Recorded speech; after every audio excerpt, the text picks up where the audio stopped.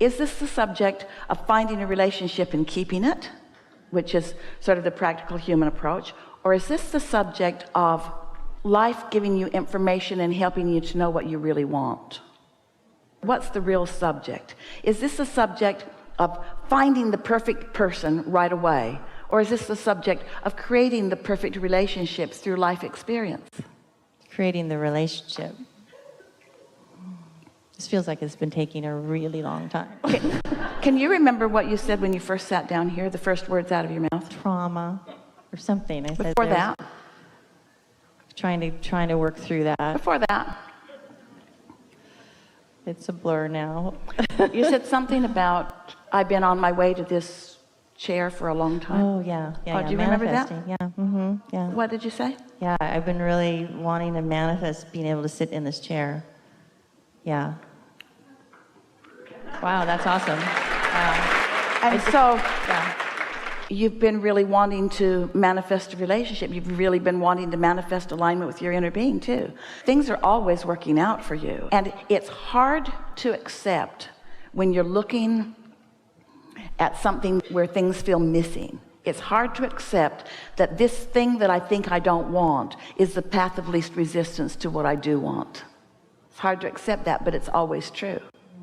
This thing that looks like it's turning out in a way that makes me feel embarrassed or like a failure, or we're being more dramatic about this than you're really feeling, but this thing and the way it's turned out, for which I feel like I should have done better, is exactly things working out for me, because it's helped me to clarify with great definition, much more definition, of who I really am and what I really want.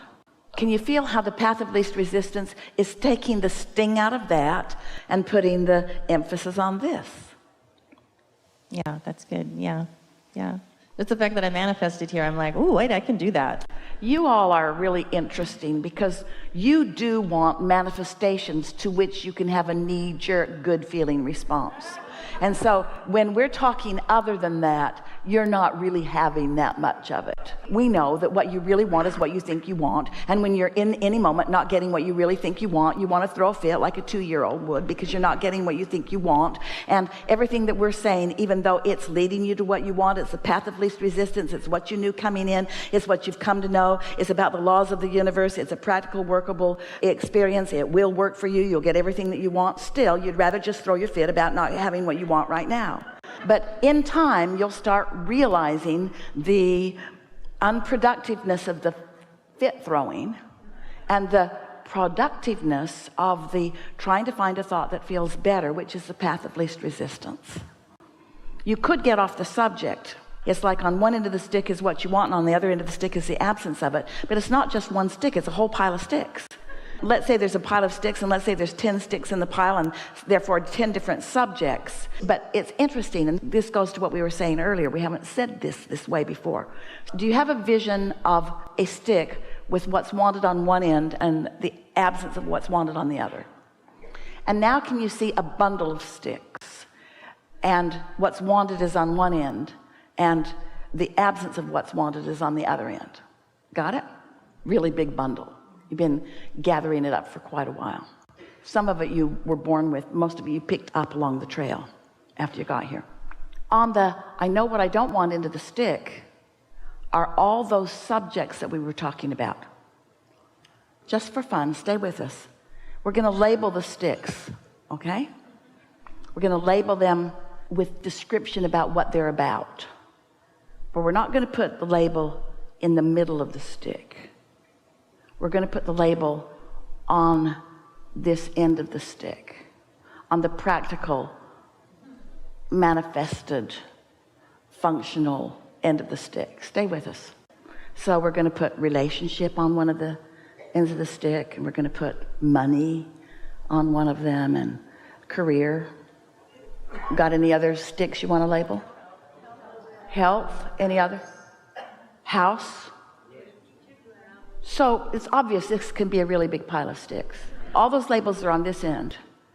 And on the other end is happy, fulfilled, satisfied, alignment with inner being, tuned in, tapped in, turned on. So you pick up the stick called house, and on one end of it is house, and on the other end of it is happy. Now, can you feel the logic in it? What we're trying to bring you to is the distinction between this practical way you've been approaching life, where you're approaching it by the subject. We're going to bring it home to you with this analogy.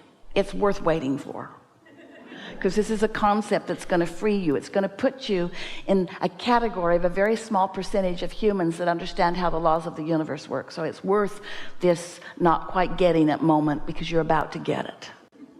Let's say that you are around a table at a restaurant, and there are 4 or 5 friends, all of you gathered together, and someone brings up the subject of flat tires. And so almost all of you have a flat tire story to tell. So you do, because the subject is flat tires. And then somebody brings up the subject of food poisoning. And almost all of you have a story to tell, because you're not sure if you really had food poisoning or if you had a bug, but you've almost all got a story to tell. And so if you are subject driven, like most of the world is, almost everybody could chime in on those stories. But if you are tuned in, tapped in, turned on driven, if you are alignment driven, then most of those stories you wouldn't have anything to contribute. They're talking about flat tires. You're silent. You're looking out the window. What you thinking? I'm just counting the airplanes as they go by. Oh, you're not paying attention to what we're talking about. What were you talking about? So are you subject driven? Do you join a conversation because of its subject value, like most of the world does? Or do you join a conversation because of its vibrational content?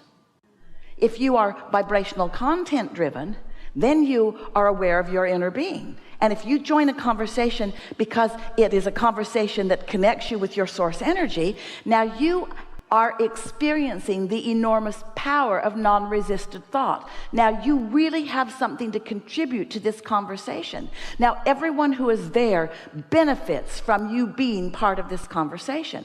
And most of all, you're going to enjoy yourself in the conversation. And we don't mean that you should correct them or that you should make them understand the errors of their ways. We don't mean any of that. We just mean that we want you to start approaching life not by subject matter, but by the way it feels, because every one of those sticks on the other end of it has enlivenment, has interest, has focus, has power, has agility, has satisfaction. In other words, every one of those sticks has such power on the other end of it, if you can get away from the details of the subject that have sort of trapped you in a trend of vibration that is not serving you. Does that make sense to you? In the early days, we hardly ever used the word God unless one of you used the word, because God is on that end of the stick. God's let you down. God is unfair in blessings. God is hard to understand. God is spoken in lots of different ways by lots of different people. God is a confusing word. So we talk about alignment and upliftment and happy and source and joy, and we're talking about the vibrational content, not the subject that takes you down the rabbit hole into places that you don't want to go. So we're getting there. You're getting the sense of what we're talking about? Every single subject is a subject that will gather lots of people around the subject, but it's also a subject that billions of people for so many generations that you can't even count them all have been living and have been sifting and sorting, and who have created a vibrational, non-physical version of it. And there's power in what all of those people have contributed to this universal collective consciousness vortex that you can tap into if you stay off the subjects that take you down the rabbit hole where almost all the other people go. Make sense? So stay off the subject. Say again? Stay off the subject. Get alignment. Well, you could call it divorce, or, oh, a fantastic opportunity for expansion. You could call it abandonment, or you could call it freedom. You could call it betrayal, or you could call it things are always working out for me, even when I can't see it. because your inner being has an attitude and an opinion, a very specific, law-based, generationally gathered emphasis and power on every single subject that you think about. So we're just asking you, do you want to think about it from the mundane, petty, let's sort everything into piles and compete with each other? Or do you want to join the stream of consciousness that all of those experiences have accomplished and created? Do you want to be in your true power? Do you want to get your power from the source, or do you want to get it from those who have pinched it all off but have an opinion about where it might be? You see what we're getting at? We liked that. That's good. Enough?